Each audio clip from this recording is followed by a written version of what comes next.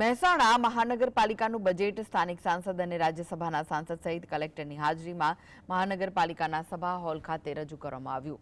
ચાલુ વર્ષનું બજેટ અત્યાર સુધીના ઐતિહાસિક બજેટમાં 385% કરતાં પણ વધુનું બજેટ કમિશનર દ્વારા રજૂ કરવામાં આવ્યું છે। વર્ષ 2021-22માં મહેસાણા નગરપાલિકાનું બજેટ 220 કરોડ રૂપિયા હતું। વર્ષ 2023-24નું બજેટ 243 કરોડ હતું, જ્યારે આ વખતે વર્ષ 2025-26નું બજેટ 936.30 કરોડનું હોવાનું મહેસાણા મ્યુનિસિપલ કમિશનરે રજૂ કર્યું હતું, જેમાં મહેસાણાના જુદા જુદા 4 રોડની આઇકોનિક રોડ બનાવવા માટેની અને સ્વાસ્થ્ય અને સિટી બસની સેવા આપવાની પણ જાહેરાત બજેટમાં કરવામાં આવી। સાથે સાથે જે વિસ્તારમાં દબાણ હશે તે વિસ્તારમાં દબાણ તોડવામાં આવશે। મહેસાણા મ્યુનિસિપલ કોર્પોરેશનનું ઐતિહાસિક એવું પ્રથમ બજેટ અમે રજૂ કર્યું છે।